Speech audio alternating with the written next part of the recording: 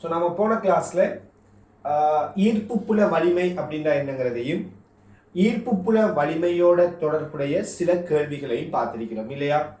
So அந்த வகையில அதோட தொடர்ச்சியாக நம்ம இன்னும் ஒரு கேள்வியை பார்த்துட்டு ஈர்ப்பு புல வலிமையோட தொடர்புடைய மேலதிகமான சில தியரிகளை படிப்போம். இன்னும் ஒரு கேள்வி பார்த்துட்டு இன்ஷா அல்லாஹ் நாம ஈர்ப்பு புல வலிமையோட தொடர்புடைய சில மேலதிகமான கேள்விகளை பார்ப்போம். சரி, ரைட். இப்போ ஒரு கேள்வி எழுதி கொள்ளுங்க. ஒரு கேள்வி ஒன்று எழுதி கொள்ளுங்க. ஒரு முக்கியமான கேள்வி இது. கேள்வி எழுதி கொள்ளுங்க.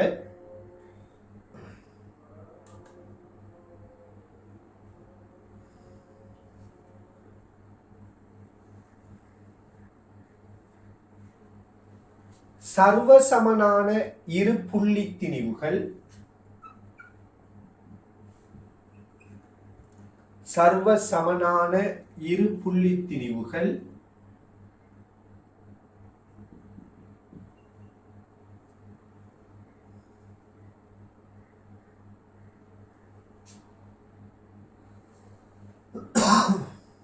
சர்வசமனான இரு புள்ளி திணிவுகள்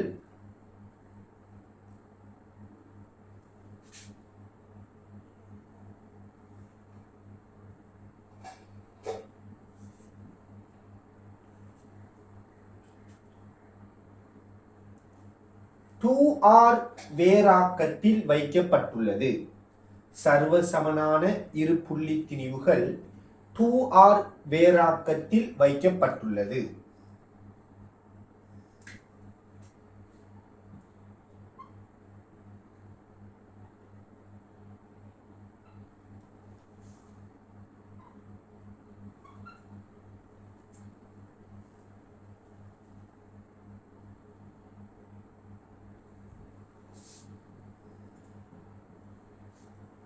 இத்திணிவுகளினால்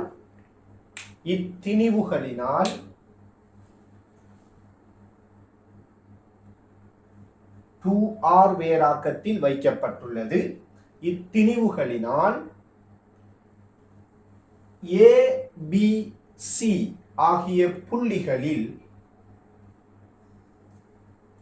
ABC ஆகிய புள்ளிகளில்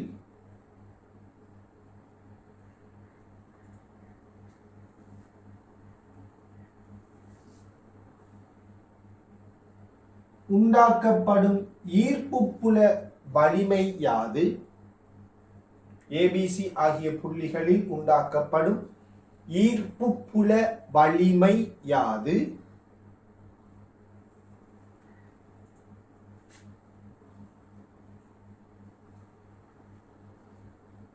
கொமா ஈர்ப்பு புல வலிமை யாது, கொமா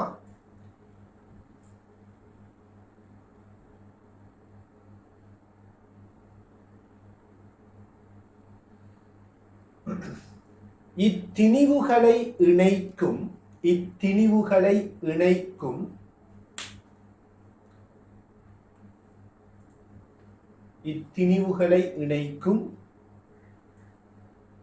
நேர்கோட்டின் வழியே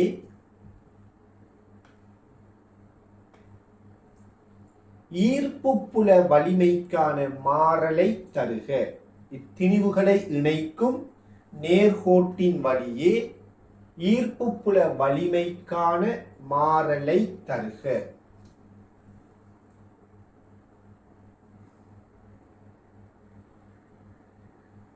ஓகே, ட்ரை பண்ணுங்க. ஸோ ஏபிசி ஆகிய புள்ளிகள்ல நீங்க ஈர்ப்பு புல வலிமையை காணக்குள்ள நம்ம போன கிளாஸ்ல பார்த்த மாதிரி அந்தந்த புள்ளிகள்ல நீங்க ஈர்ப்பு புல வலிமையை காணக்குள்ள ஒவ்வொரு திணிவாலையும் இந்த புள்ளில உண்டாக்கப்பட்ட ஈர்ப்பு புல வலிமையை கண்டு விளையுல கண்டுபிடிங்க. ஒவ்வொரு திணிவும் உண்டாக்குற ஈர்ப்பு புல வலிமை என்னங்கிறத பார்த்து அதிலிருந்து இந்த ஏபிசி ஆகிய புள்ளிகள்ல இருக்கிற விளையுலான அந்த ஈர்ப்பு புல வலிமையை கண்டுபிடிங்க. பிறகு என்ன செய்யுங்கடா, இங்கிருந்து இப்படியே தூரத்தின் வழியே ஈர்ப்பு புல வலிமையில பருமன் எவ்வாறு மாறும் அப்படிங்கிறதையும் கண்டுபிடிங்க. ஸோ வேகமா செய்து கொள்ளுங்க.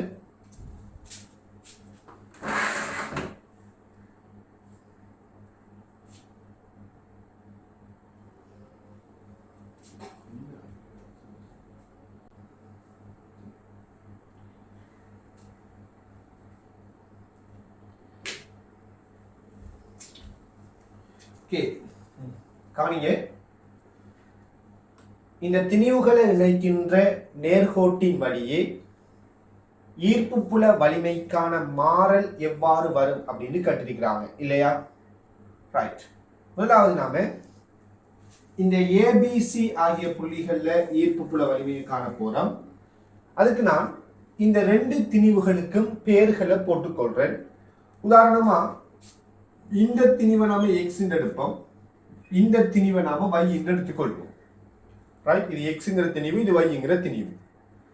இப்ப நான் ஏங்கிற புள்ளியில ஈர்ப்பு புல வலிமையை காண்றால், ஏங்கிற புள்ளியில ஈர்ப்பு புல வலிமையை காண்றால், இந்த ஏங்கிற புள்ளியில ஈர்ப்பு புல வலிமையை உண்டாக்குவதற்கு காரணமாக அமைவது இந்த எக்ஸ்ங்கிற திணிவும் yங்கிற திணிவும் இல்லையா?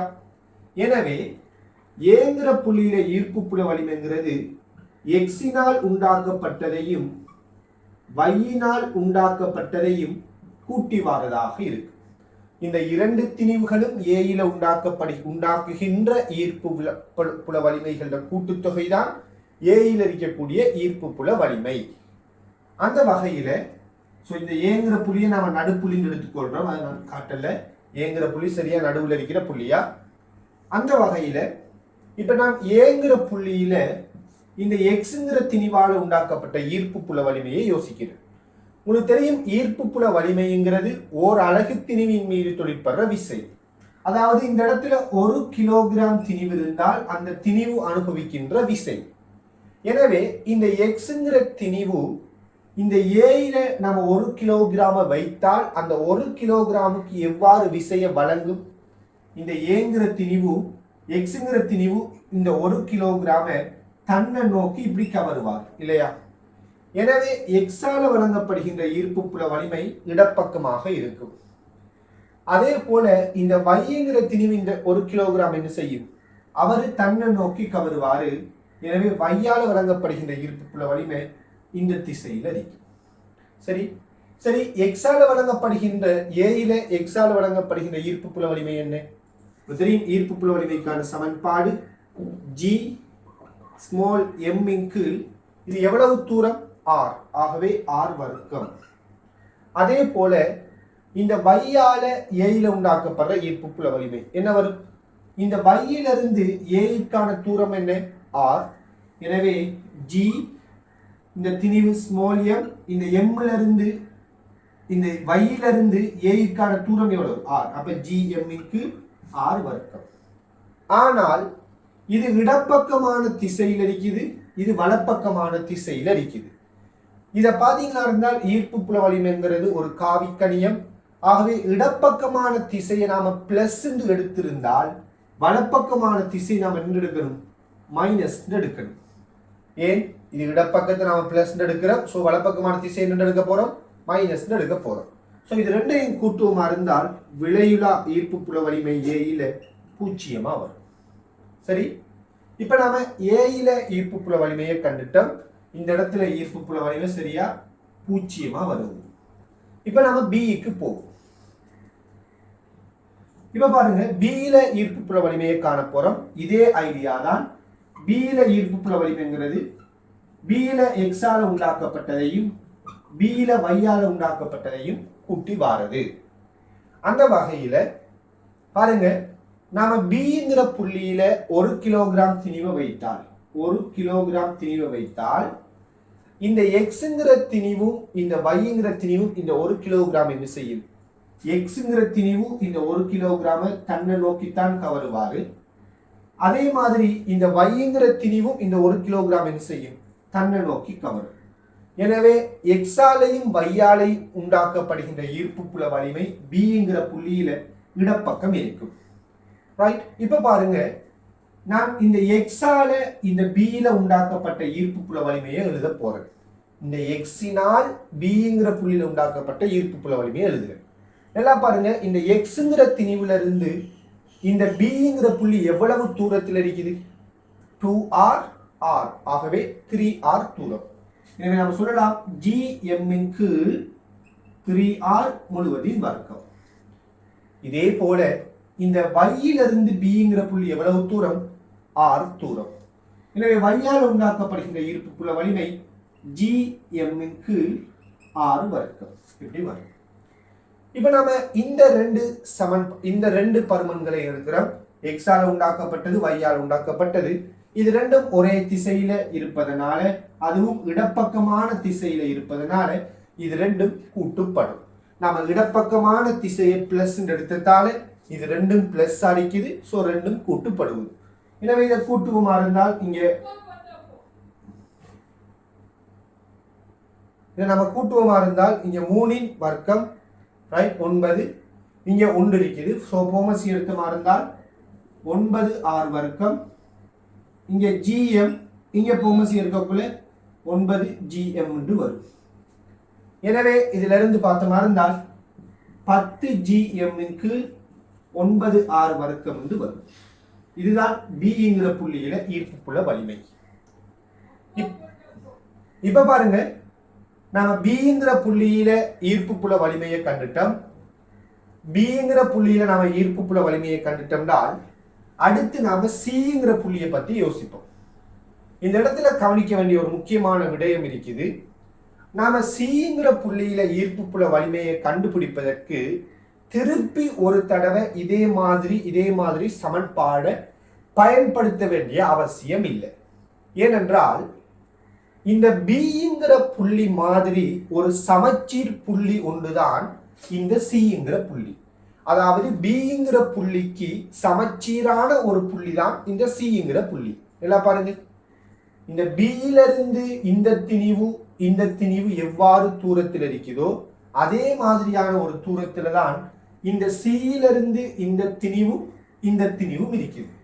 ஆகவே Bங்கிற புள்ளியில உண்டாக்கப்படுகின்ற ஈர்ப்பு புல வலிமையும் Cங்கிற புள்ளியில உண்டாக்கப்படுகின்ற ஈர்ப்பு புல வலிமையும் சமனான பருமனாகவே அமையும். ஆனால் இந்த Cங்கிற புள்ளியில உண்டாக்கப்படுகின்ற ஈர்ப்பு புல வலிமை எடுத்தோம்னால் இந்த Cல நீங்க 1 கிலோகிராம் வைத்தால் இந்த X தன்னை நோக்கி இப்படி கவருவாரு. இந்த இடத்துல 1 கிலோகிராம் வைத்தால் இந்த Yயும் தன்னை நோக்கி இப்படி கவருவார். ஆகவே Cங்கிற புள்ளியில ஈர்ப்பு புல வலிமை வலப்பக்கமான திசையில இருக்கும். ஆனால் அந்த வலிமையினது பருமன் Bனது பருமனுக்கு சமனாகவே இருக்கும். எனவே நாம் என்ன சொல்லலாம்? Cல ஈர்ப்பு புல வலிமை இது இடப்பக்கமான திசை போல Cல ஈர்ப்பு புல வலிமை வலப்பக்கமான திசையில் இருக்கும். அதுல பருமனும் 10GM இன் கீழ் 9R வர்க்கமாகவே அமையும். உங்களுக்கு தெரியும், நாம வலப்பக்கமான திசை என்ன எடுத்திருக்கிறோம்? மைனஸ் எடுத்திருக்கிறோம். ஆகவே இதுக்கு குணகமாக மைனஸ் குணகத்தை போடலாம். விளங்குதா? வலப்பக்கமான திசைங்கிறதால இதுக்கு நாம மைனஸ் குணகத்தை போடுறோம். ஆனா பருமன் படி Bயும் Cயும் சமனானது என்றால் Bயும் Cயும் சமச்சீர் புள்ளிகள். இந்த புள்ளி எவ்வளவு தூரத்தில் எப்படி இருக்கிறதோ அதே மாதிரி தான் இந்த பக்கம் இவர் இருக்கிறார். எனவே இது ரெண்டு பருமனும் சமன், திசை வேறுபட்டு வரும். ரைட்? ஓகே, இதான் ABC ஆகிய புள்ளிகள்ல ஈர்ப்பு புல வலிமைக்கான பருமன்கள். இப்ப நாம ஈர்ப்பு புல வலிமைக்கான மாறலை வரைய போறோம். சோ செய்யாதாக்கள் வேகமா இந்த பகுதியை நோட் பண்ணிக்கொள்ளுங்க.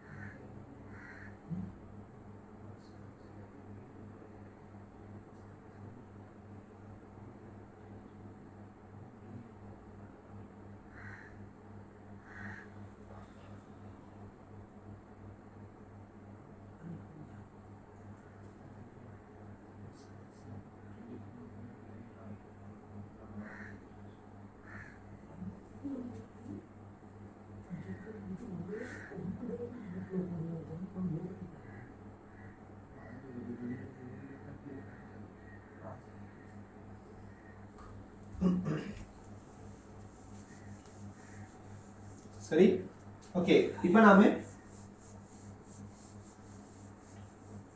ஈர்ப்பு புல வலிமைக்குரிய மாறல் வரைய போறோம். ஸோ பாருங்க, சரியா, நடுவுல இருந்து நம்ம y எடுத்திருக்கிறோம் g, பக்கம் தூரம், இந்த தூரத்தின் வழியே ஈர்ப்பு புல வலிமைக்கான மாறல். ஓகே, கவனிங்க. முதல்ல உங்களுக்கு தெரியும், சரியா அவதானிச்சு கொள்ளுங்க. நான் இப்ப செய்ய போற இந்த மாதிரியான கிராஃப்களை நீங்க வெறுமனே நம்ம ஈர்ப்பு புலத்துல மட்டும் அப்ளை பண்ண போறதில்லை. இதே மாதிரியான கிராஃப்களை பத்தி நாம மின் புலத்துல படிக்க முடியும். இதே மாதிரியான அமைப்பில் இருக்கக்கூடிய கிராஃப்களை நாம காந்த புலத்திலையும் படிக்க முடியும். ஸோ ஓவராலா பாத்தீங்களா இருந்தால் இந்த டைப் கொஸ்டின்ஸை பொறுத்த வரையில இது 3 புலங்களுக்குள்ளேயுமே வரக்கூடியதாக இருக்குது. ஸோ சரியா அவதானிச்சு கொள்ளுங்க. முதலாவது, இந்த நடுப்புள்ளியில ஈர்ப்பு புல வலிமையை நம்ம கண்டுபிடிச்சோம். சரியா 0 இருக்குது. ஏன் 0 வந்துச்சு? உங்களுக்கு தெரியும், எக்ஸால உண்டாக்கப்பட்ட ஈர்ப்பு புல வலிமையும் வையால உண்டாக்கப்பட்ட ஈர்ப்பு புல வலிமையும் சமனும் எதிருமாக இருந்ததனால் சரியா நடுவுல ஈர்ப்பு புல வலிமை 0 அடைஞ்சிச்சு. Right, okay. இப்ப நான் என்ன செய்யறேன்னால், இந்த ஏங்கிற புள்ளி நடுப்புள்ளியிலிருந்து இந்த எக்ஸுங்கிற திணிவை நோக்கி போகக்குள்ள ஈர்ப்பு புல வலிமையின் பருமனுக்கு என்ன நடக்குதுன்னு ஆராய போறோம். ஏயிலிருந்து எக்ஸை நோக்கி போகும் போது ஈர்ப்பு புல வலிமையின் பருமனுக்கு என்ன நிகழும் அப்படிங்கிறத ஆராய போறோம். ஸோ பொதுவா உங்களுக்கு தெரியும், எந்த ஒரு திணிவெடுத்தீங்கன்னாலும் அந்த திணிவை நோக்கி வர வர ஈர்ப்பு புல வலிமை அதிகரிக்கும். எப்பயுமே ஒரு திணிவை நோக்கி வர வர ஈர்ப்பு புல வலிமை என்ன செய்யும்? அதிகரிக்கும். இதை நாம போன கிளாஸ்ல ஒரு கேள்வியாக செய்திருக்கிறோம். அதாவது ஒரு புள்ளி திணிவிலிருந்து இந்த பக்கம் போக போக ஈர்ப்பு புல வலிமை குறையும், இந்த பக்கம் போக போகையும் ஈர்ப்பு புல வலிமை குறையும். எனவே ஒரு திணிவிலிருந்து தூரம் கூடினால் ஈர்ப்பு புல வலிமை குறையும், ஒரு திணிவை நோக்கி வந்தால் ஈர்ப்பு புல வலிமை அதிகரிக்கும். எனவே நாம நடுவில் இருக்கக்குள்ள ஈர்ப்பு புல வலிமை 0 என்றால் இந்த திணிவை நோக்கி வரக்குள்ள ஈர்ப்பு புல வலிமைக்கு என்ன நடக்கும்? ஈர்ப்பு புல வலிமை நிச்சயமாக அதிகரிக்கும். எனவே இந்த எக்ஸுங்கிற திணிவை நோக்கி வரக்குள்ள ஈர்ப்பு புல வலிமை அதிகரிக்க போகுது. அப்ப பாத்தீங்கன்னா இது ஈர்ப்பு புல வலிமையோட பருமன். இந்த தூரத்தின் வழியே ஈர்ப்பு புல வலிமையோட பருமன் அதிகரிக்கும். ஆகவே பாத்தீங்கன்னா இதுக்குரிய கிராஃப் இப்படியான ஒரு வளைந்த கோடா வரும். நான் படிச்சிருக்கிறேன், தூரத்துக்கும் ஈர்ப்பு புல வலிமைக்குமான மாறல் ஒரு வளைந்த கோடாகத்தான் இருக்கும். எனவே இங்கிருந்து வர வர ஈர்ப்பு புல வலிமை இவ்வாறு அதிகரித்து கொண்டு போகும். இந்த திணிவு வரைக்கும் இவ்வாறு அதிகரிக்கும். ரைட். அதே நேரத்தில் இந்த பக்கம் வரக்குள்ள ஈர்ப்பு புல வலிமை அதிகரிக்கும்னு நாம சொன்னோம். அதே நேரத்தில் இந்த பக்கம் இருக்கிற ஈர்ப்பு புல வலிமையோட திசை எவ்வாறு இருக்கும்? இந்த பக்கம் இருக்கிற ஈர்ப்பு புல வலிமையினது திசை எவ்வாறு இருக்கும் அப்படின்னு பாத்தீங்கன்னா, நிச்சயமா இந்த பகுதிக்குள்ள இருக்கிற ஈர்ப்பு புல வலிமையோட திசை இடப்பக்கமான திசையாக இருக்கும். ஏன் இந்த பக்கத்தில் இருக்கிற ஈர்ப்பு புல வலிமை இடப்பக்கமா இருக்க? என்ன காரணம்? என்ன காரணம் என்றால், இந்த பக்கம் நீங்க வரக்குள்ள எந்த திணிவுக்கு பக்கத்துல நீங்க இருக்கிறீங்க? எக்ஸுக்கு பக்கத்துல இருக்கிற இந்த புள்ளி, வைக்கு பக்கத்துல இருக்கிற இந்த புள்ளி, இந்த ஏரியாவில் ஒரு புள்ளி எடுக்கிறேன். உதாரணமா இந்த இடத்துல இருக்கும். இந்த புள்ளி எக்ஸுக்கு பக்கத்துல இருக்கிறா, வைக்கு பக்கத்துல இருக்கிறா? எக்ஸுக்கு பக்கத்துல இருக்குது. எக்ஸுக்கு பக்கத்துல இருந்தா எக்ஸால உண்டாக்கப்படுகின்ற ஈர்ப்பு புல வலிமை வையால உண்டாக்கப்படுகின்ற ஈர்ப்பு புல வலிமையை விட எப்படிப்பட்டதா இருக்கும்? இந்த இடத்துல எக்ஸால உண்டாக்கப்படுற ஈர்ப்பு புல வலிமை வையால உண்டாக்கப்படுகின்ற ஈர்ப்பு புல வலிமையை விட பெருசா இருக்கும். ஆகவே விளையுலா ஈர்ப்பு புல வலிமை இடப்பக்கமான திசையில வரும். ஏன்னா எக்ஸால உண்டாக்கப்படுறது வையால உண்டாக்கப்படுறதை விட பெரியது. ஆகவே விளையுலாக இடப்பக்கம் வரும். ரைட். நாம தான் இடப்பக்கமான ஈர்ப்பு புல வலிமை என்ன எடுத்திருக்கிறோம்? பிளஸ் எடுத்திருக்கிறோம். அதனால இந்த பகுதிக்குள்ள ஈர்ப்பு புல வலிமை பிளஸ்ல வரும். அதே நேரத்தில் நடுவுல எக்ஸாலையும் வையாலையும் உண்டாக்கப்பட்டது எப்படிப்பட்டது? சமனாக இருந்துச்சு. அதனால சரியா நடுவுல ஈர்ப்பு புல வலிமை 0 வந்துச்சு. இப்ப நீங்க இந்த பக்கத்தை யோசிங்களேன், இந்த பக்கத்தை யோசிங்களேன். இந்த பக்கம் நீங்க திணிவை நோக்கி போக போக ஈர்ப்பு புல வலிமை என்ன செய்யும்? இந்த பக்கம் நீங்க திணிவை நோக்கி போக போக ஈர்ப்பு புல வலிமை அதிகரிக்கும். அதே நேரத்தில் இந்த பக்கம் நீங்க போக போக ஈர்ப்பு புல வலிமை அதிகரிக்கிற அதே நேரத்தில் யாரு செல்வாக்கு இந்த பக்கம் கூட இருக்கும். உதாரணமா இந்த புள்ளி எடுத்தீங்கன்றால் இந்த புள்ளிக்கு யாரு கூடுதலா ஈர்ப்பு புல வலிமையை உண்டாக்குவாரு? y உண்டாக்கும். ஏன்னா yக்கு பக்கத்துல இருக்கு. ஸோ y-ஆல உண்டாக்கப்படுகின்ற ஈர்ப்பு புல வலிமை x-ஆல உண்டாக்கப்படுகின்ற ஈர்ப்பு புல வலிமையை விட y-ஆல உண்டாக்கப்படுகின்ற ஈர்ப்பு புல வலிமை x-ஆல உண்டாக்கப்படுகின்ற ஈர்ப்பு புல வலிமையை விட பெரியதாக இருக்கு.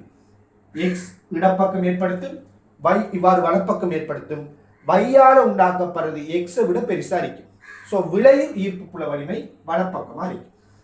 ஆகவே நாம் என்ன சொல்லலாம் என்றால் இந்த திணிவை நோக்கி போக போக ஈர்ப்பு புல வலிமை அதிகரிக்கும்.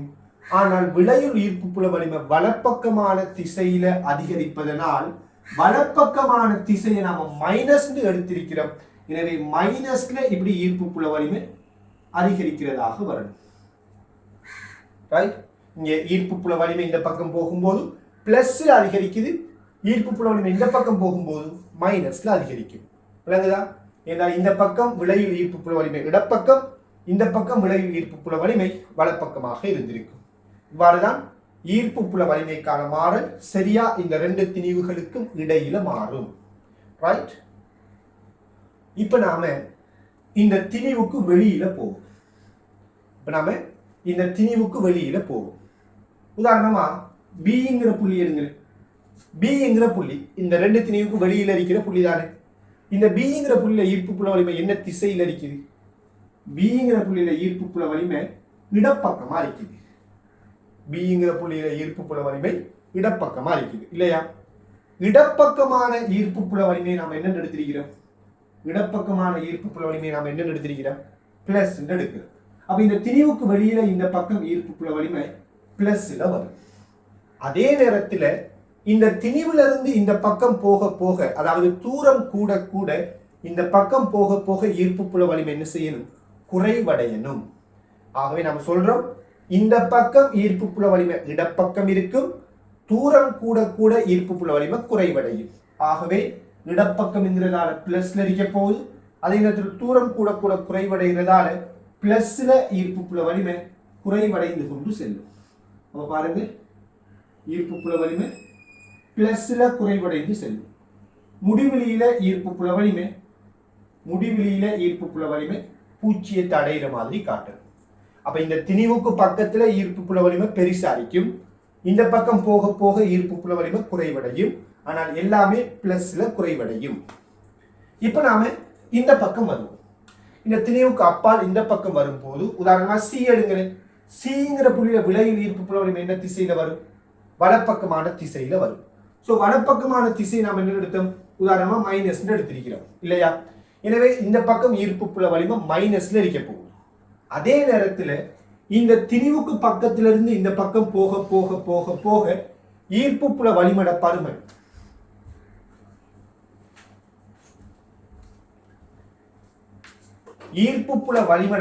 இந்த பக்கம் போக போக ஈர்ப்பு புல வலிமட பருமன் படிப்படியாக குறைவடைந்து கொண்டு செல்லும். எனவே மைனஸ்ல இருக்கணும். அதே நேரத்தில் ஈர்ப்பு புல வலிமட பருமன் படிப்படியாக குறைவடைந்து கொண்டு போகணும். ஸோ கிராஃப் இப்படி வரும். சரியா? இதான் இந்த திணிவுகளை இணைக்கின்ற நேர்கோட்டின் வழியே ஈர்ப்பு புல வலிமைக்கான மாறலாக அமையும். ரைட்? இதுல சில பேருக்கு எப்படி ஒரு சந்தேகம் வரலாம் என்றால், நாம இடப்பக்கமான திசையை பிளஸ் எடுத்தோம், வலப்பக்கமான திசையை மைனஸ் எடுத்தோம், ஏன் நாம மாறி எடுக்கிறாதா? அதாவது வலப்பக்கமான திசையை பிளஸ் இடப்பக்கமான திசை மைனஸ் எடுக்கலான்னு சில பேருக்கு சந்தேகம் கொண்டு வரும். நீங்க நிச்சயமா என்ன செய்யலாம்? வலப்பக்கமான திசையை பிளஸ் இடப்பக்கமான திசையை மைனஸ் யோசிக்க முடியும். அப்படி யோசித்திருந்தா உங்களுக்கு கிராஃப் இதுக்கு தலைகீழா வரும்.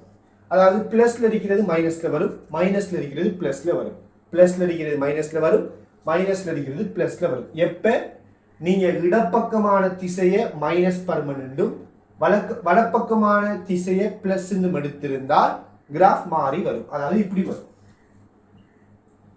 சின்ன நக்கரி காற்றன் இப்படி வரும்.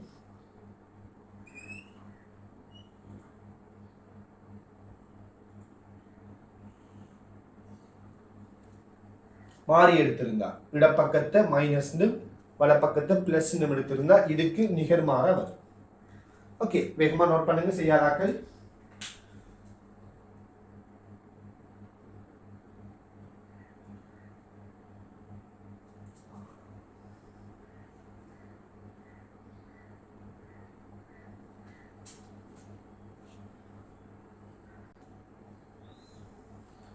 ஓகே, கவனிங்க. அப்ப நாம திணிவை நோக்கி போக போக ஈர்ப்பு புல வலிமை அதிகரிக்கும். இந்த பக்கமும் திணிவை நோக்கி போக போக ஈர்ப்பு புல வலிமை அதிகரிக்கும்.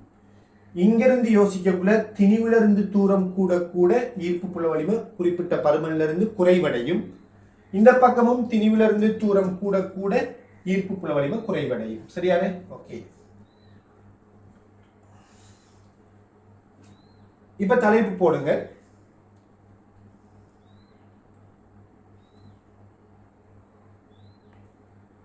தலைப்பு போடுங்க.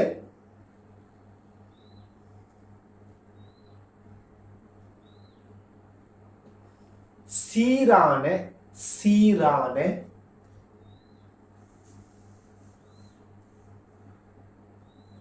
சீரான பொற்கோளம் ஒன்றின் சீரான பொற்கோளம் ஒன்றின்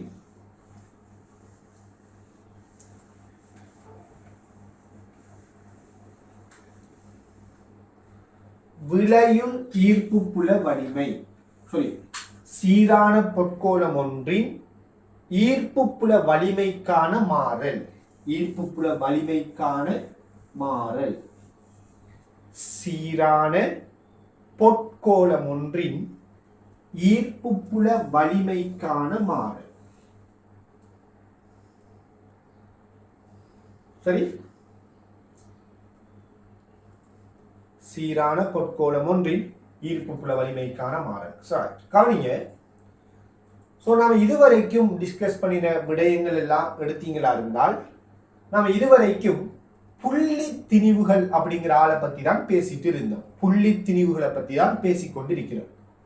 பொதுவா புள்ளி திணிவுகள் அப்படிங்கிறது யாருன்னால் அந்த திணிவுகளோட கனவளவை நாம புறக்கணிக்கலாம். அதைத்தான் நாம புள்ளி திணிவு அப்படின்னு சொல்லுவோம். அதுக்கு ஒரு திணிவு இருக்கும். ஆனா ஒப்பிட்டு ரீதியில அந்த திணிவோட கனவளவு எப்படி இருக்கும்? சிறியதா இருக்கும். அதனால நாம் அதை புள்ளி திணிவுகள் அப்படின்னு சொல்றோம். ரைட்? அப்ப இந்த புள்ளி திணிவுகளை பற்றிய கேள்விகளை தான் நாம இதுவரைக்கும் பார்த்தோம். ஆனா இப்ப நாம என்ன செய்ய போறோம்னால் புள்ளி திணிவை விட்டுட்டு அதுல இருந்து பெரிய திணிவுகளை பற்றி, கனவளவு புறக்கணிக்க முடியாத பெரிய திணிவுகளை பற்றி யோசிக்க போறோம். அந்த வகையில நம்ம முதலாவது செலக்ட் பண்றது யாரென்றால் ஒரு பொற்கோளம் ஒன்று. ஒரு பொற்கோளத்தை முதலாவது நம்ம செலக்ட் பண்றோம். ஒரு பொற்கோளம். சரியான? இப்படி ஒரு பொற்கோளத்தை எடுக்கிறோம். சரியான? முதல் பொற்கோளம்னா என்ன? சில பேருக்கு அதுலேயும் பிரச்சனை. பொற்கோளம்னா என்னங்கிறது. பொற்கோளம் அப்படிங்கிறது யாருன்றால் இந்த கோலத்திட உட்பகுதியும் வெளிப்பகுதியும் ஒரே மாதிரி. அதாவது உட்பகுதி வெறுமையானதாக இருக்கும். அதாவது இதுக்குள்ள திண்மம் இருக்காது. உதாரணமா வளி அல்லது வெற்றிடம் இருக்கும். இவ்வாறாக உட்பகுதி வெற்றிடமாக அல்லது வலியை கொண்டிருந்தால் அதை நாம பொற்கோளம் அப்படின்னு சொல்லுவோம். அதே உட்பகுதி ஃபுல்லா நிரப்பப்பட்டிருந்தால், ஒரு திண்மத்தால நிரப்பப்பட்டிருந்தால் அதை நாம திண்மக்கோளம் அப்படின்னு சொல்லுவோம். இல்லையா? எனவே நாம இப்ப படிக்க போறது வெறுமனே ஒரு பொற்கோளத்தை பத்தி. ரைட். இப்ப பாருங்க, இந்த பொற்கோளம் ஒரு சீரான ஒரு பொற்கோளம் உண்டு. இந்த பொற்கோளத்தில திணிவை நான் கேபிட்டல் எம் என்று சொல்றேன். இந்த பொற்கோளத்தில திணிவு கேபிட்டல் எம். அதே போல இந்த பொற்கோளத்தில ஆரை கேபிட்டல் ஆர். இந்த பொற்கோளத்தில ஆரை கேபிட்டல் ஆர். சரியான? இப்படிப்பட்ட இந்த பொற்கோளத்தில மையத்தில இருந்து முடிவிலி வரைக்குமான தூரத்தில ஈர்ப்பு புல வலிமை எவ்வாறு மாறும் அப்படிங்கிறத யோசிக்க போறோம். மையத்திலிருந்து முடிவிலி வரைக்குமான ஈர்ப்பு புல வலிமை எவ்வாறு மாறுங்கிறத யோசிக்கிறேன். முதலாவது நான் என்ன செய்யறேன் என்றால் இந்த பொற்கோளத்திட பிரதேசங்கள், பொற்கோளத்தில இரண்டு பிரதேசங்களை அடையாளம் காண போறேன். பொற்கோளத்துல நாம இரண்டு பிரதேசங்களை அடையாளம் காண போறோம். ஒன்று என்னென்றால் பொற்கோளத்தில உட்பகுதி, இரண்டாவது பொற்கோளத்துக்குரிய வெளிப்பகுதி. உட்பகுதி வெளிப்பகுதி இரண்டு பிரதேசங்களை நாம ஒரு பொற்கோளத்தில் அடையாளம் காணலாம். இவ்வாறு ஒரு பொற்கோளத்தில் ரெண்டு பிரதேசங்களை அடையாளம் கண்டதன் பிற்பாடு நாம இந்த ரெண்டு பிரதேசங்களையும் ஈர்ப்பு புல வலிமையை தனித்தனியா ஆராய போறோம். சொல்றது பொற்கோளத்தில் ரெண்டு பகுதியை எடுக்கிறோம். ஒன்று பொற்கோளத்தில் உட்பகுதி, அடுத்தது வெளிப்பகுதி. இந்த ரெண்டு பகுதியை நாம் என்ன செய்ய போறோமா, தனித்தனியாக ஆராய போறோம். அந்த வகையில நான் முதலாவதா ஒரு பொற்கோளத்திட வெளிப்பகுதியை எடுக்கிறேன். பொற்கோளத்துக்கு வெளியில் உள்ள பகுதி வெளிப்பகுதி. இந்த பொற்கோளத்துக்கு வெளியில் உள்ள ஈர்ப்பு புல வலிமையை நாம ஆராய போறோம். அதை நான் எவ்வாறு டிஃபைன் பண்ண, எப்படி வரையறுக்கிறேன் என்றால், உதாரணமா பொற்கோளத்துக்கு வெளியில் இருக்கிற ஒரு புள்ளி, இந்த புள்ளி எடுப்போமே, இது பொற்கோளத்துக்கு வெளியில் இருக்கிற புள்ளி. இந்த புள்ளிக்கு மையத்திலிருந்தான தூரத்தை ஸ்மால் ஆர் எடுப்போம். இந்த மையத்திலிருந்து இந்த புள்ளிக்கான தூரத்தை நாம ஸ்மால் ஆர் அப்படின்னு எடுத்துக்கொள்வோம். எனவே இந்த மையத்திலிருந்து இந்த புள்ளிக்கான தூரமான இந்த ஸ்மால் ஆர்ங்கிறது இந்த பொற்கோளத்தில் ஆரை கேபிட்டல் ஆரை விட எப்படிப்பட்டது, கேபிட்டல் ஆரை விட பெரியது இல்லையா? இந்த ஸ்மால் ஆர்ங்கிறது எப்படிப்பட்டது, மையத்திலிருந்து இந்த கோளத்தில ஆரை கேபிட்டல் ஆரை விட எப்படிப்பட்டது, பெரியது. எனவே இந்த ஸ்மால் ஆர் கேபிட்டல் ஆரை விட பெரியதாக அல்லது சமனாக வரும்போது அந்த புள்ளி கோளத்துக்கு வெளியில் இருக்குன்னு சொல்லலாம் இல்லையா? இந்த ஸ்மால் ஆர் இந்த கேபிட்டல் ஆரை விட பெரிசா இருந்தால் அல்லது அதுக்கு சமனாக இருந்தால் இந்த புள்ளி எங்க இருக்கும், இந்த கோணத்துக்கு வெளியில் இருக்கும்.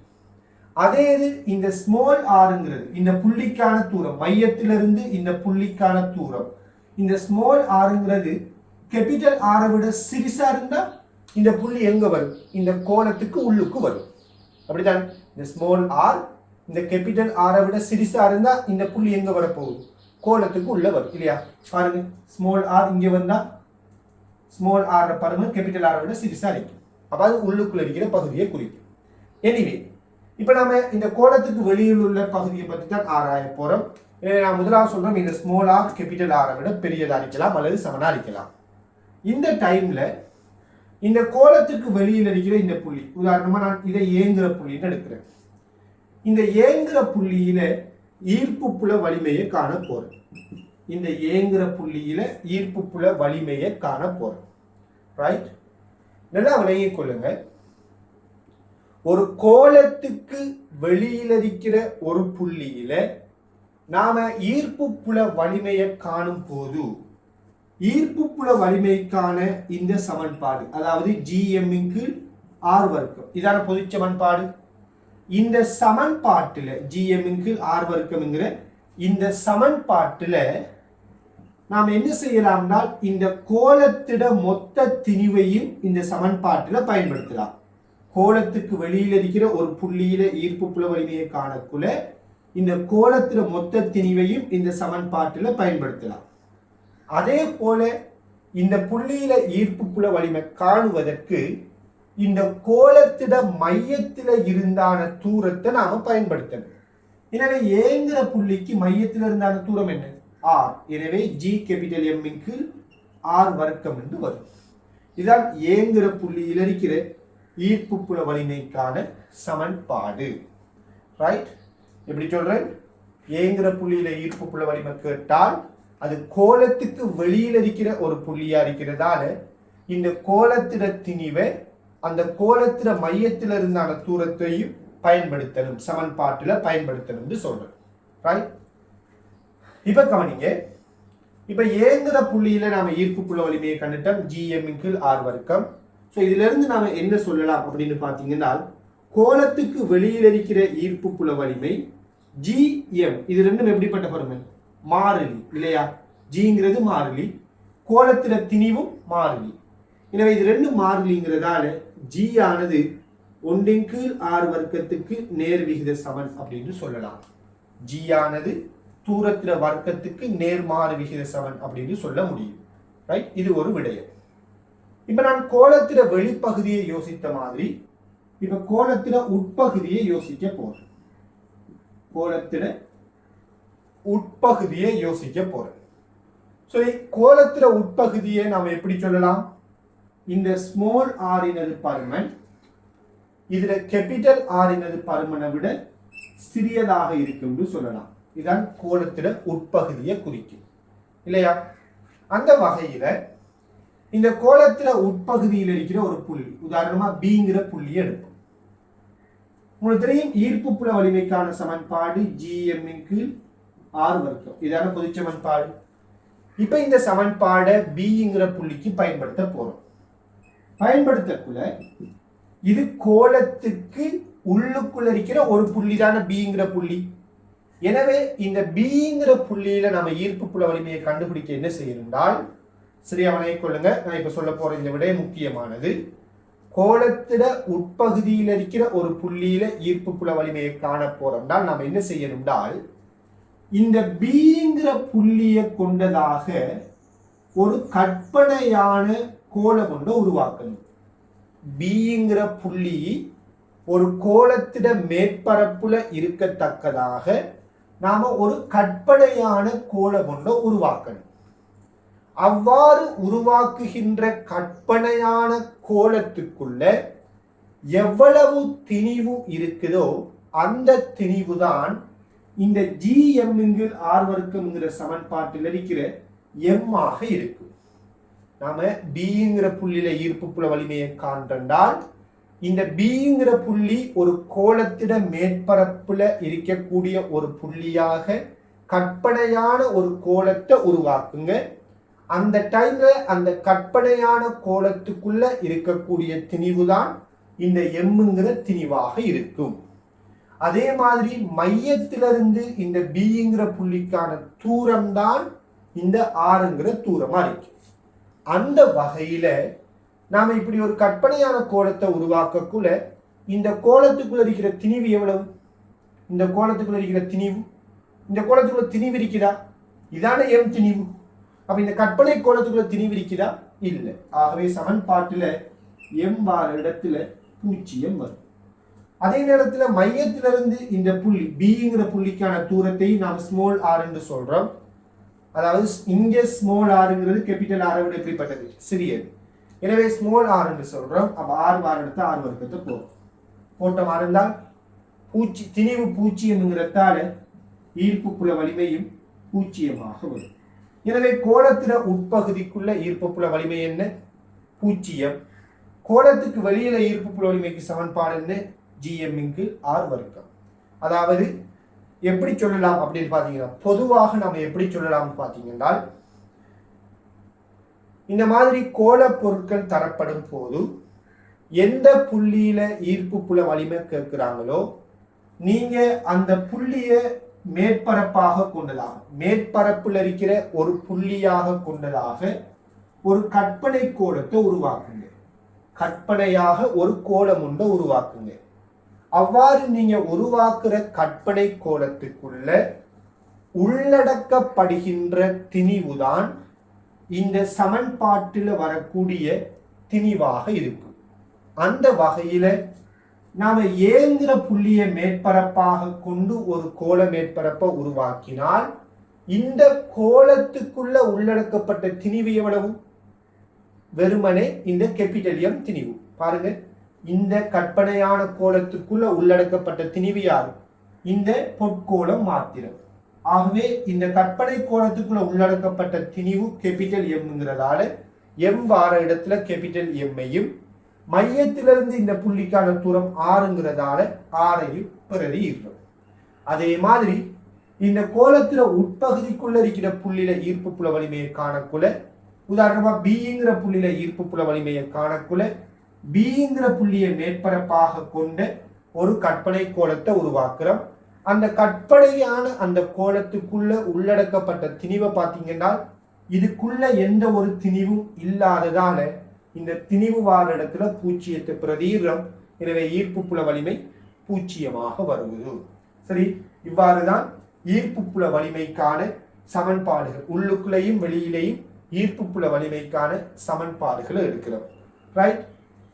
ஓகே. ஸோ ஃபர்ஸ்ட்டுக்கு நீங்கள் இந்த சமன்பாடுகளை நோட் பண்ணிக்கொள்ளலாம். இதில் இன்னும் ஒரு விடயத்தை சொல்லிக்கொள்கிறேன். நாம் இந்த கோளத்துக்கு வெளியில ஈர்ப்பு புல வலிமைக்கு சமன்பாடு எடுத்திருக்கின்றாங்க.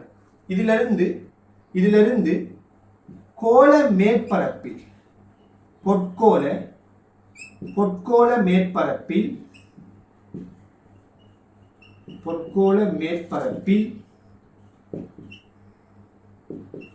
ஈர்ப்பு புல வலிமையை காணணும். இந்த கோளத்துல மேற்பரப்புல ஈர்ப்பு புல வலிமையை காணலாம்.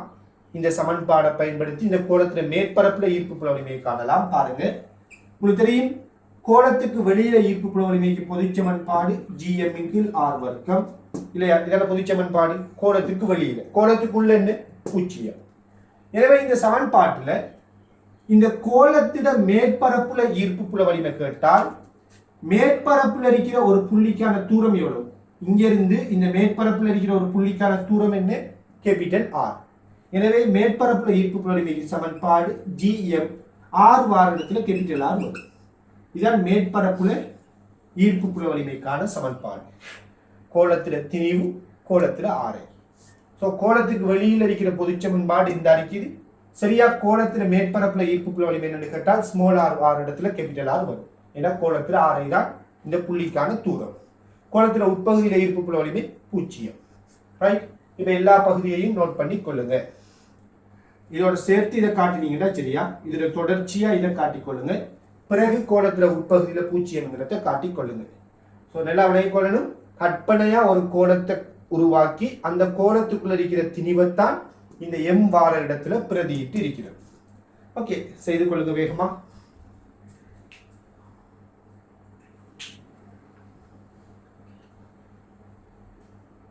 இப்ப நான் இந்த பொற்கோளத்துல ஈர்ப்பு புல வலிமைக்கான மாறலை வரைய போறேன். ஈர்ப்பு புல வலிமைக்கான மாறல். அதுக்கு மேலே அறிஞ்சு கொள்றேன்.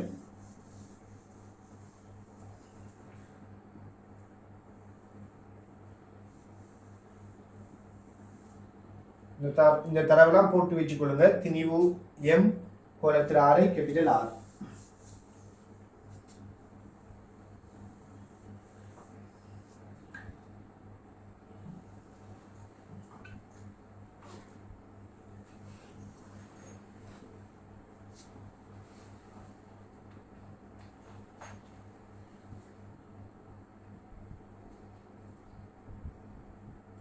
ஓகே, கவனிங்க.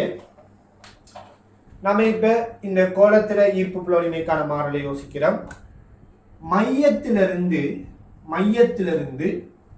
இந்த கோளத்துல மேற்பரப்பு வரைக்கும் ஃபர்ஸ்ட்டுக்கு யோசிப்போம். மையத்திலிருந்து இந்த கோளத்துல மேற்பரப்பு வரைக்கும் ஃபர்ஸ்ட்டுக்கு யோசிப்போம்.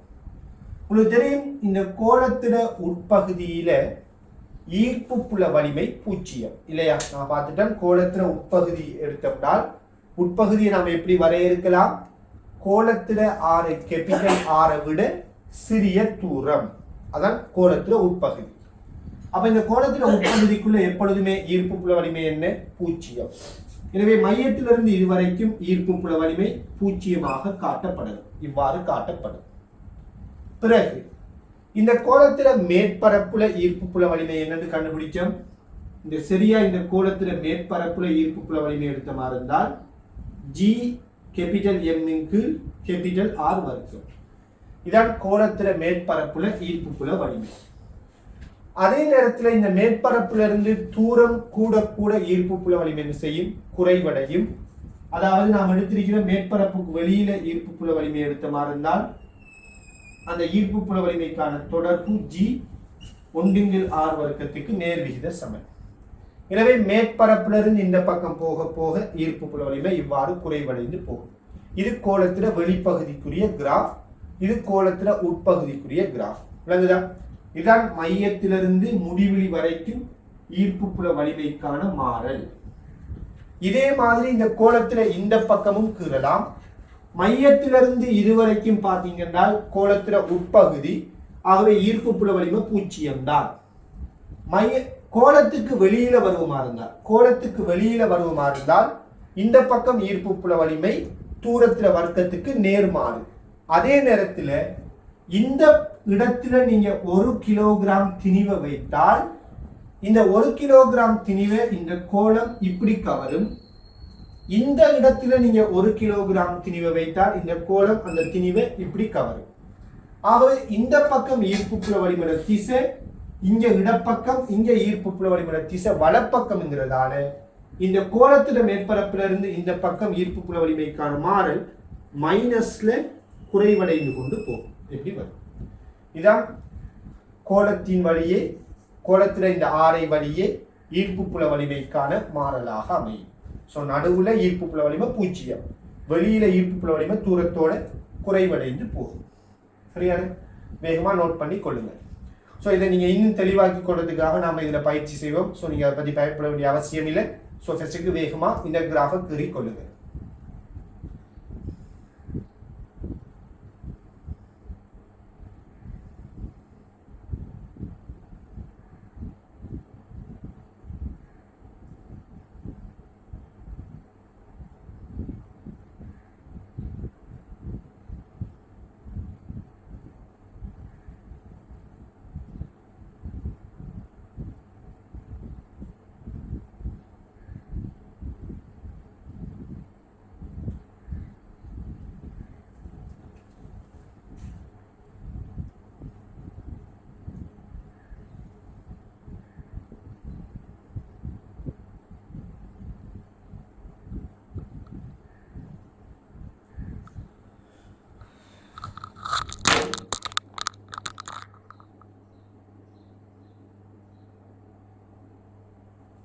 சரியா? ஓகே, இப்ப நாம இந்த பொற்கோளத்தை தொடர்புபடுத்தக்கூடியதாக ஒரு கேள்வி ஒன்றை பார்த்துக்கொள்வோம். பொற்கோளத்தை தொடர்புபடுத்தக்கூடியதாக ஒரு கேள்வி எழுதிக் கொள்ளுங்க.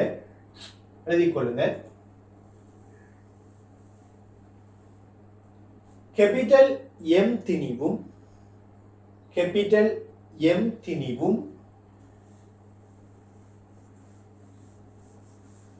கேபிட்டல் ஆர் ஆரையும் உடைய கேபிட்டல் எம் திணிவும் கேபிட்டல் ஆர் ஆரையும் உடைய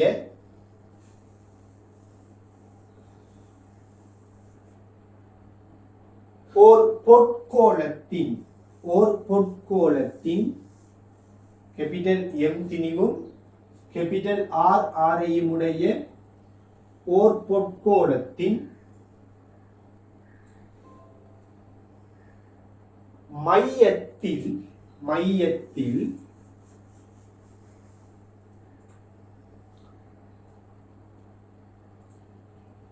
புள்ளி திணிவு ஸ்மால் எம்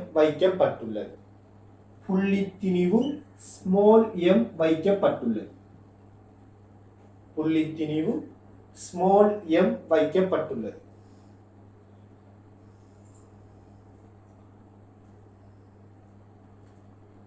Right?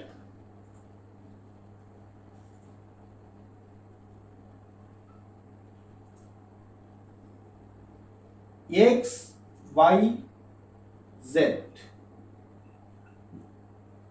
ஆகிய புள்ளிகளில்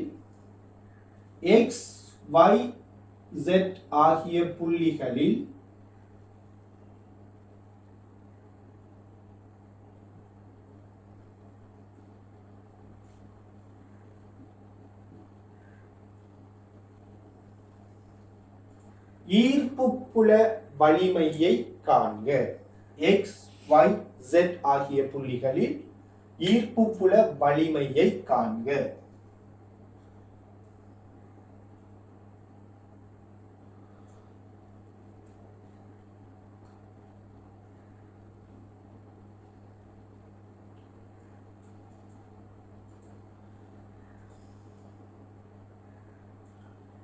இந்த கேள்வியை நான் 2 மெத்தட்ல செய்து காட்டுவேன் இன்ஷா அல்லாஹ்.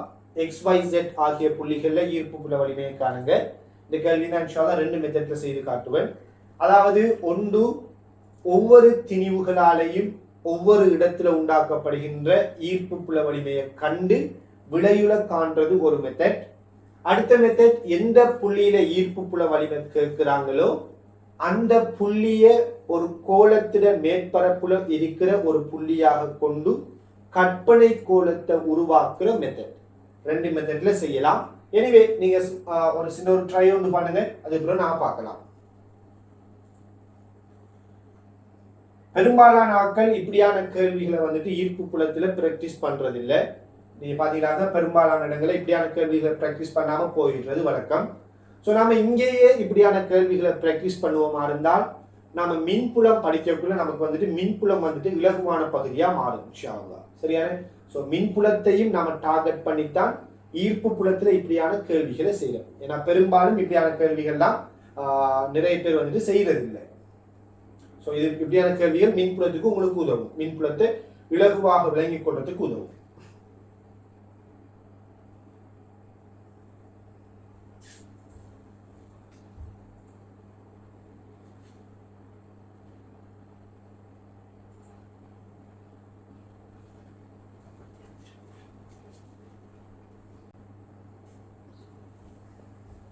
ஓகே,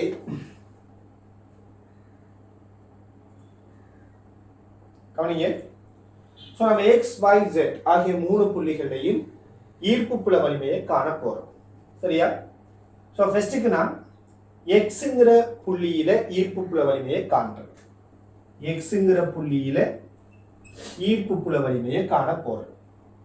ஸோ உங்களுக்கு தெரியும், யாதேனும் ஒரு புள்ளியில ஈர்ப்பு புல வலிமை கேட்டால் அந்த புள்ளியில அங்க இருக்கக்கூடிய ஒவ்வொரு திணிவுகளும் உண்டாக்குகின்ற ஈர்ப்பு புல வலிமையை கண்டு விளையுல கண்டுபிடிக்கலாம்.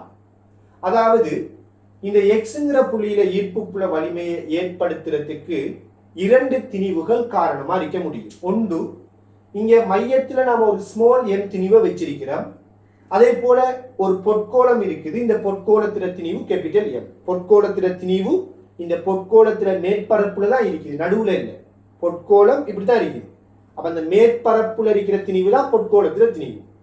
எனவே பொற்கோளமும் இந்த மையத்தில் இருக்கிற திணிவும் எக்ஸ்ல ஈர்ப்பு புல வலிமையை உண்டாக்க முடியும். எனவே எக்ஸ்ல ஈர்ப்பு புல வலிமைங்கிறது ஸ்மால் எம் திணிவால உண்டாக்கப்படுற ஈர்ப்பு புல வலிமையோட எக்ஸ்ல கேபிட்டல் எம் திணிவால உண்டாக்கப்படுகின்ற ஈர்ப்பு புல வலிமையை கூட்டி வாரதா இருக்கு. இந்த ரெண்டு திணிவும் எக்ஸ்ல உண்டாக்குற ஈர்ப்பு புல வலிமையை கூட்டி வாரதான் எக்ஸ்ல இருக்கிற விளையுளான ஈர்ப்பு புல வலிமை. அந்த வகையில இந்த ஸ்மால் எம் திணிவான எக்ஸ்ல உண்டாக்கப்படுற ஈர்ப்பு புல வலிமையை யோசிப்போம். பாருங்க, இந்த ஸ்மால் எம்ங்கிற புள்ளி திணிவிலிருந்து எக்ஸ்ங்கிற புள்ளிக்கான தூரம் என்ன? R1. ஆகவே இந்த எக்ஸ்ங்கிற புள்ளியில இந்த ஸ்மால் எம் திணிவால உண்டாக்கப்படுற ஈர்ப்பு புல வலிமை G புள்ளி திணிவு ஸ்மால் எம். இந்த திணிவிலிருந்து எக்ஸுக்கான தூரம் R1ங்கிறதால GM-க்கு R1 வர்க்கம் வரும். சரியா? இது ஸ்மால் எம் ஆல எக்ஸ்ல உண்டாக்கப்படுற ஈர்ப்பு புல வலிமை. ரைட்? இது வலிமையா நாம செய்த ஒரு பயன்படுத்துற ஒரு சமன்பாடு. அடுத்து நாம இந்த கேபிட்டல் எம்மினால் எக்ஸ்ங்கிற புள்ளியில உண்டாக்கப்படுற ஈர்ப்பு புல வலிமையை யோசிப்போம். எல்லாம் பாருங்க, இந்த பொற்கோளத்தை எடுத்தீங்கன்னா இந்த பொற்கோளத்திட உட்பகுதியில் இருக்கிற புள்ளி தான் எக்ஸ்ங்கிற புள்ளி. ஆகவே பொற்கோளத்திட உட்பகுதியில ஒரு புள்ளியாக இந்த எக்ஸ்ங்கிற புள்ளி இருப்பதனால் பொற்கோளத்தால எக்ஸ்ல உண்டாக்கப்படுற ஈர்ப்பு புல வலிமை பூஜ்ஜியமாக இருக்கு. அதான் நாம சொன்னோம், பொற்கோளத்தை எடுத்தால் பொற்கோளத்தினால் அதுல உட்பகுதியில உண்டாக்கப்படுற ஈர்ப்பு புல வலிமை பூஜ்ஜியம், வெளியில ஈர்ப்பு புல வலிமை GM இருக்கும். எனவே இந்த பொற்கோளத்தால இந்த எக்ஸ்ங்கிற புள்ளியில உண்டாக்கப்படுற ஈர்ப்பு புல வலிமை என்ன? பூஜ்ஜியம். ஏன் பூஜ்ஜியம்? நம்ம பொதுவா ஒரு முடிவெடுத்து வச்சிருக்கிறோம். நம்ம என்ன காரணம் சொன்னேன்? பொற்கோளத்தில உட்பகுதிக்குள்ள பொற்கோளம் உண்டாக்குற ஈர்ப்பு புல வலிமை பூஜ்ஜியம், வெளியில உண்டாக்குற ஈர்ப்பு புல வலிமை GM இருக்கும். எனவே எக்ஸ்ங்கிற புள்ளி பொற்கோளத்தில உட்பகுதியா இருக்கிறதால இந்த பொற்கோளத்தால் உண்டாக்கப்படுற ஈர்ப்பு புல வலிமை பூஜ்ஜியம் போடும். எனவே சொல்லுங்க, எக்ஸ்ல ஈர்ப்பு புல வலிமை என்ன வரும்? G(m)க்கு R1 வர்க்கம். இப்படி நாம இந்த எக்ஸ்ங்கிற புள்ளியில் இருக்கிற ஈர்ப்பு புல வலிமையை கண்டுபிடிக்கலாம். ரைட்?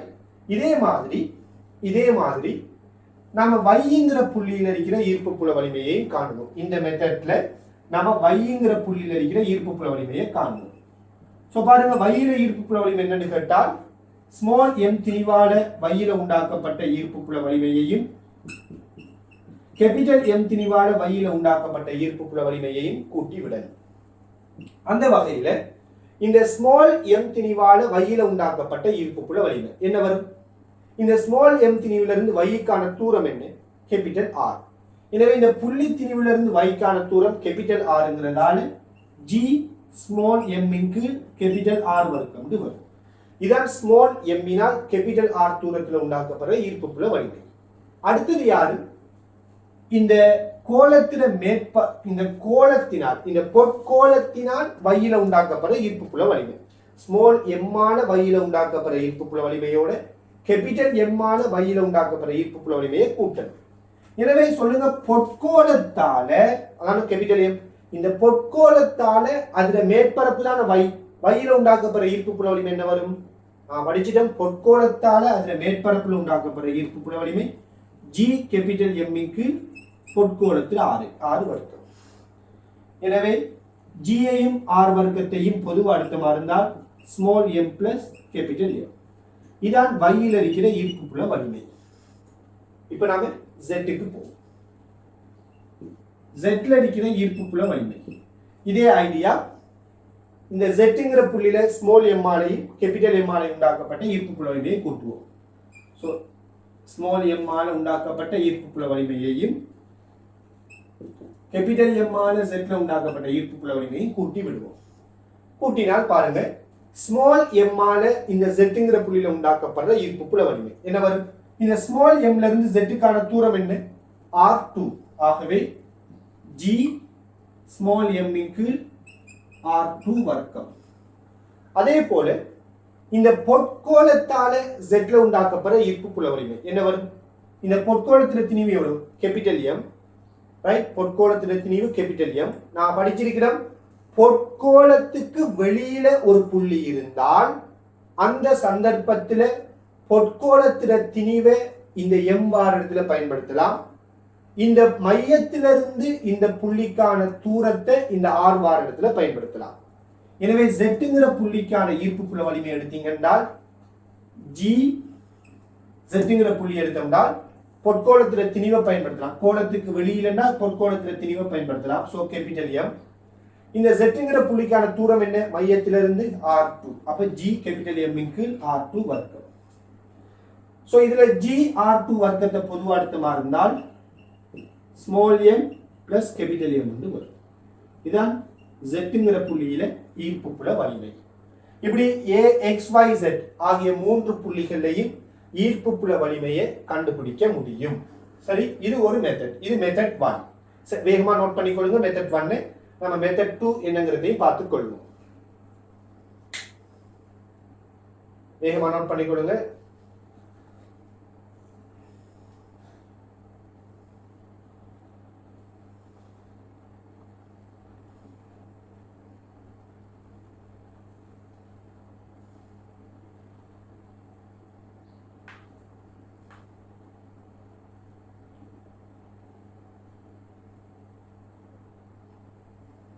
ரைட்,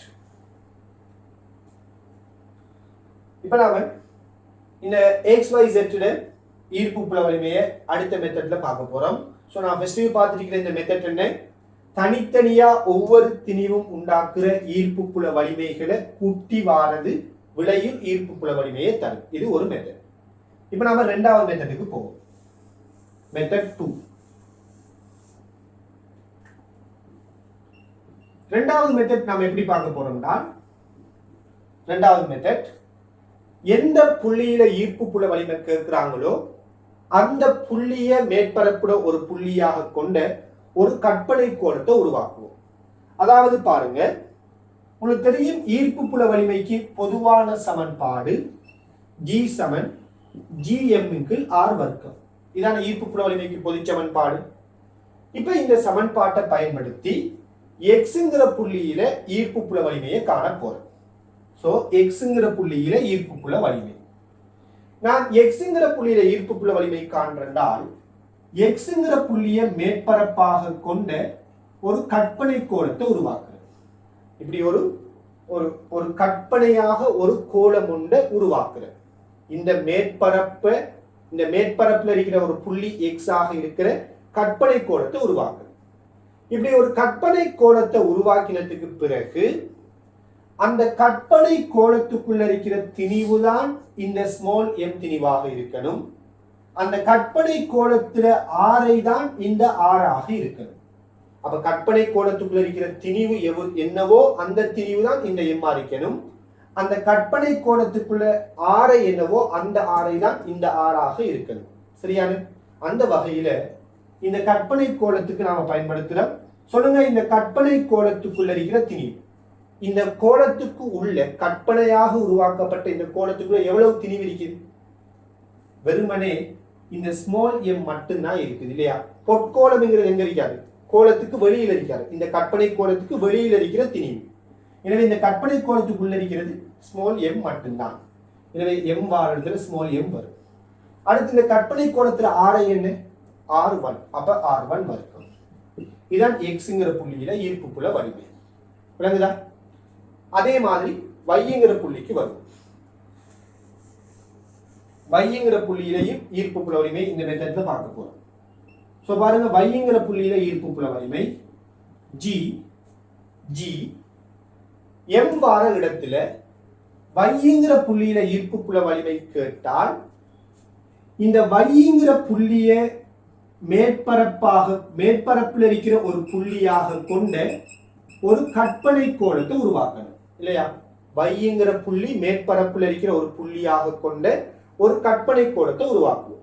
இப்ப சொல்லுங்க, இந்த கற்பனை கோலத்துக்கு உள்ள இருக்கிற திணிவு எவ்வளவு திணிவு? இந்த கற்பனை கோலத்துக்கு உள்ளுக்குள்ள எவ்வளவு திணிவு இருக்குது? இந்த ஸ்மால் எம்மும் இருக்குது. இந்த கற்பனை கோலத்துக்குள்ள யார் இருக்கிறா? இந்த பொற்கோலத்துல திணிவு கேபிட்டல் எம்மும் இருக்குது. எனவே கற்பனை கோலத்துக்குள்ள இருக்கிற திணிவு small M plus capital M.